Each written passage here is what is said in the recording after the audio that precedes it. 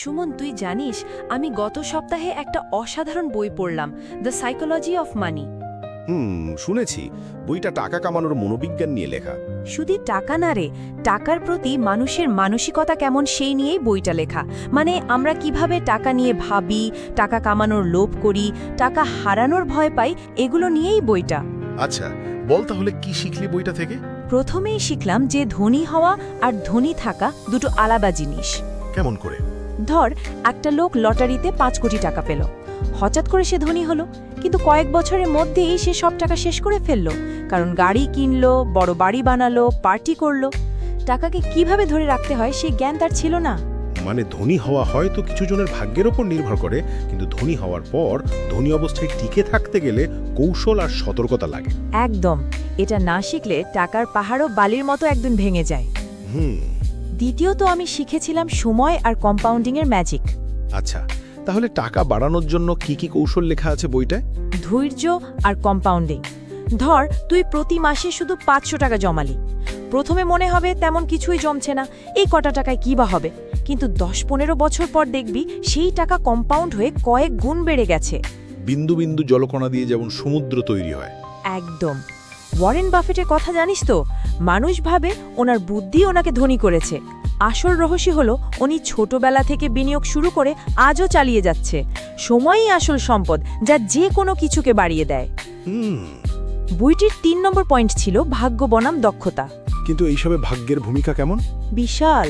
ধর, কেউ ঠিক সময় একটি কৌশল ব্যবহার করে একটি শেয়ার কিনলো আর ভাগ্যক্রমে তার দাম বেড়ে গেল, সে লাভ করলো। আবার কেউ হয়তো একই কৌশল ব্যবহার করলো অন্য সময়ে, কিন্তু তখন সময় খারাপ ছিল, তাই ক্ষতি হলো। মানে সবার পথ এক না, তাই কারোর রাস্তাকে কপি করলে সবসময় একই ফল পাওয়া যায় না। হ্যাঁ, তাই নিজের অভিজ্ঞতা থেকে শেখা দরকার। তারপর 4 নম্বর পয়েন্টে লেখক বলেন টাকার আসল শক্তি হলো স্বাধীনতা।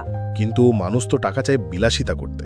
হ্যাঁ, কিন্তু বইটা বলে যে টাকার সবচেয়ে বড় শক্তি হলো স্বাধীনতা। কেমন স্বাধীনতা? ধর, রাহুল নামের একজন মাসে 1 লাখ টাকা আয় করে, কিন্তু তার বস তাকে রাত 11টা পর্যন্ত কাজ করায়, উইকেন্ডেও ছুটি নেই। অন্যদিকে শুভ মাসে 30,000 আয় করে, কিন্তু নিজের সময় নিজের মতো কাটায়, পরিবারের সাথে থাকে, সন্ধ্যায় বন্ধুদের সাথে আড্ডা দেয়।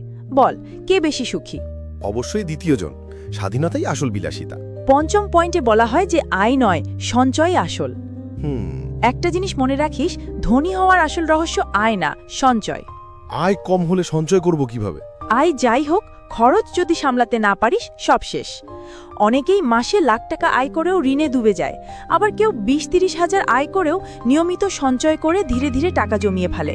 তাই আয় বাড়ানোর চেয়ে খরচ কন্ট্রোল করে বেশি গুরুত্বপূর্ণ।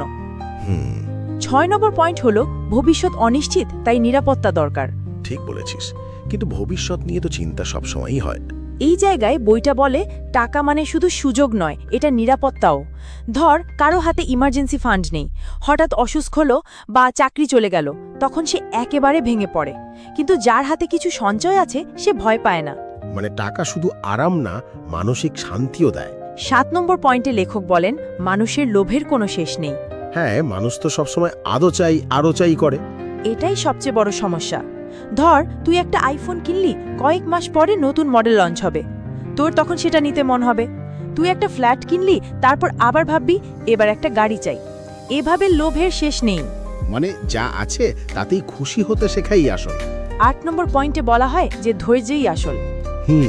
আর বিনিয়োগের খেলায় ধৈর্য হলো সবচেয়ে বড় অস্ত্র। বাজারে দাম উঠবে নামবে, কিন্তু তুই যদি প্রতিবার ভয় পেয়ে টাকা তুলে নিস, তাহলে লাভ পাবি না। যারা টিকে থাকে তারাই শেষমেশ জেতে। মানে ক্রিকেটের টেস্ট ম্যাচের মতো, যারা উইকেটে দাঁড়িয়ে থাকে তারাই রান করে। বাহ, দারুণ উদাহরণ দিলি। 9 নম্বর পয়েন্টে লেখক জানান যে সবার যাত্রা আলাদা। তো সব মিলিয়ে সবার জন্য কি একরকম নিয়ম কাজ করে? না রে, কেউ রিস্ক নিতে ভালোবাসে, কেউ নিরাপদে থাকতে চায়। তাই এক একজনের ফাইন্যান্সিয়াল যাত্রা এক এক রকম। কারোর সাথে তুলনা না করে নিজের পথ বেছে নিতে হবে। তাহলে এই বইটা শেষমেশ কি শিখিয়েছে? খুব সহজ। টাকা শুধু সংখ্যা না, এটা মানুষের মনের খেলা।